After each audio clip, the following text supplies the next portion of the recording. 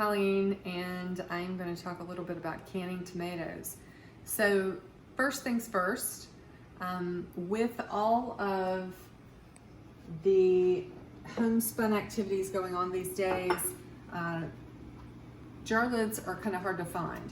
So you want to make sure that you have your jars and your lids. The last few years, I've always gotten my tomatoes from Randy at T5 Farm, Chapel Hill Farmers Market, and I've had a great relationship with him. He does not spray, and that is important to me. If I'm going to go to the trouble of canning and taking the time to do that, I want to make sure that they're organic or non-sprayed.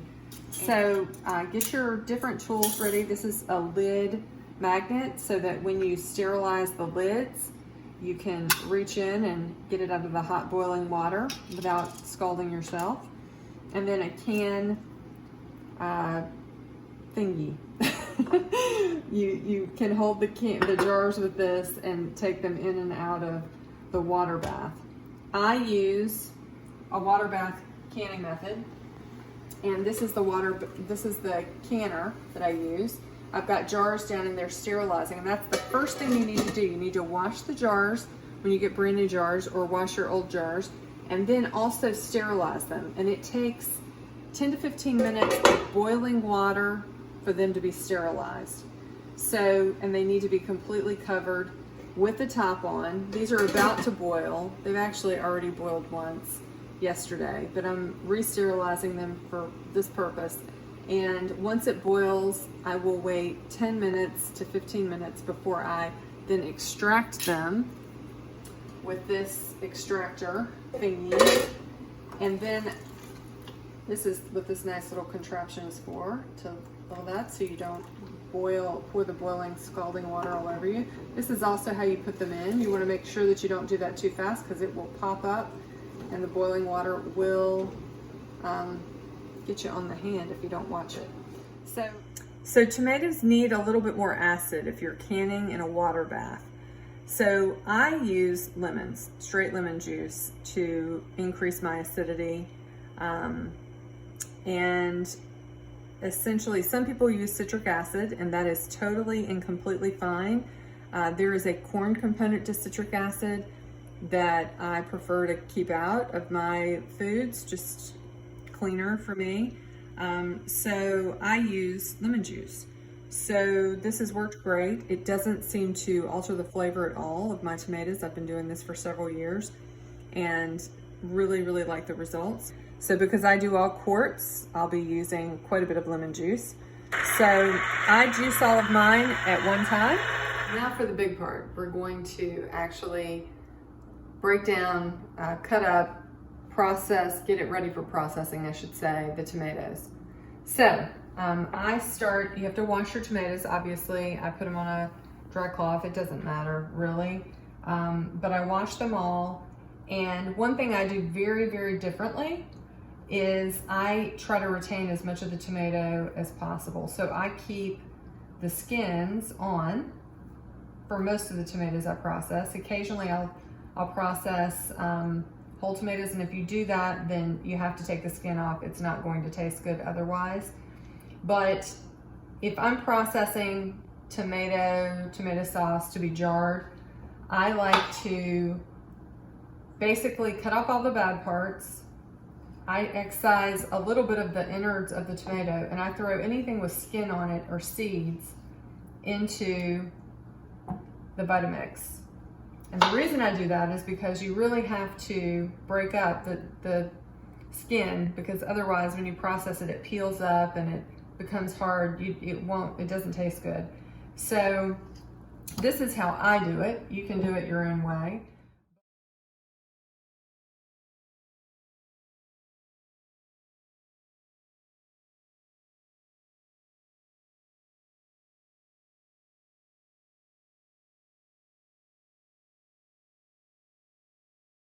Okay, so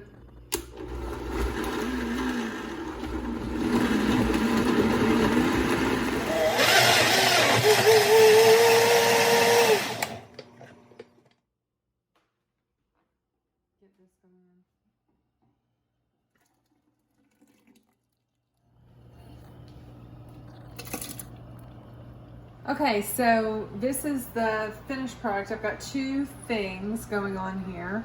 This is the straight up Vitamixed tomato sauce.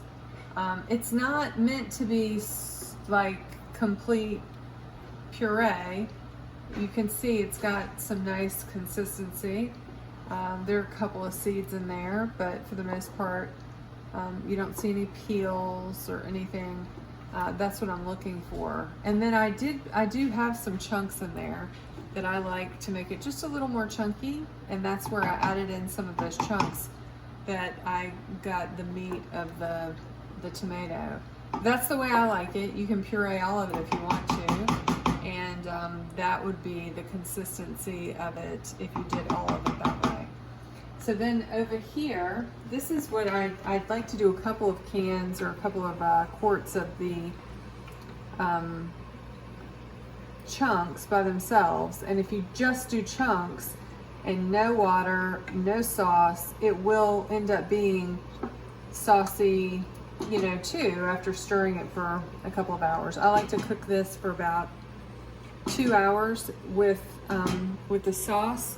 I'm pureeing as I go, and I actually I just keep adding to it. So I put it on a medium-high heat in this big pot, and I just keep adding as I'm cutting tomatoes.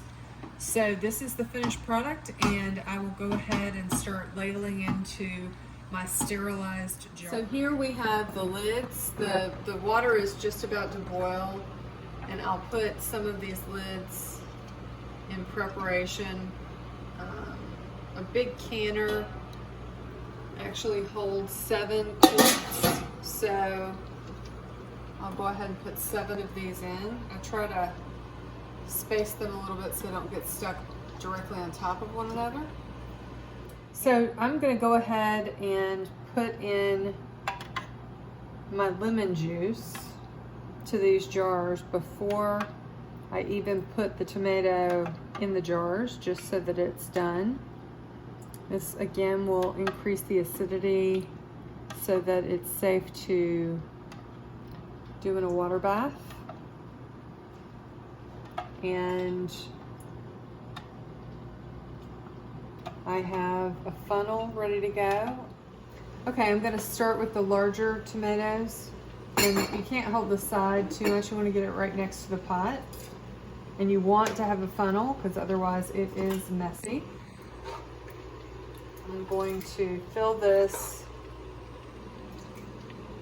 and then you have different spaces that you leave at the top depending on what you're canning.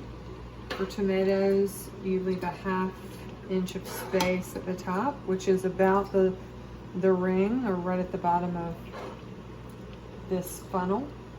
You need to wipe down the edge before you put the top on. Then we'll reach in here, get this out.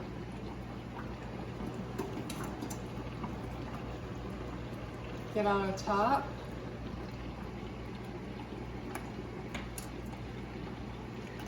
And then they say when you do water bath canning, you do just, I get it right to the point where there's resistance. You don't want to latch it down. It won't be able to release any of the necessary air when it's boiling. So you want to get it to that point.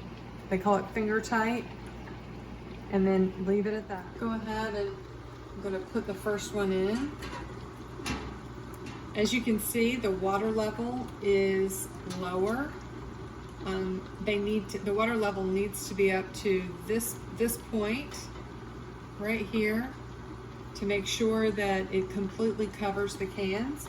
However, because of the volume that are in these jars, I don't want to add any more water until all the cans or all the quarts are in the water in order to process. So I'll do this really quickly, and then we'll come back and show you at the end. Okay, so we have all 7 quarts are in here processing, boiling, and they will boil for 45 minutes, and then we'll take them out.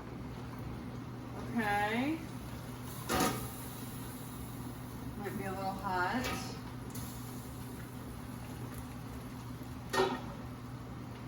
So these have been boiling for 45 minutes. I'm going to start taking them out. Don't want to shift them too much.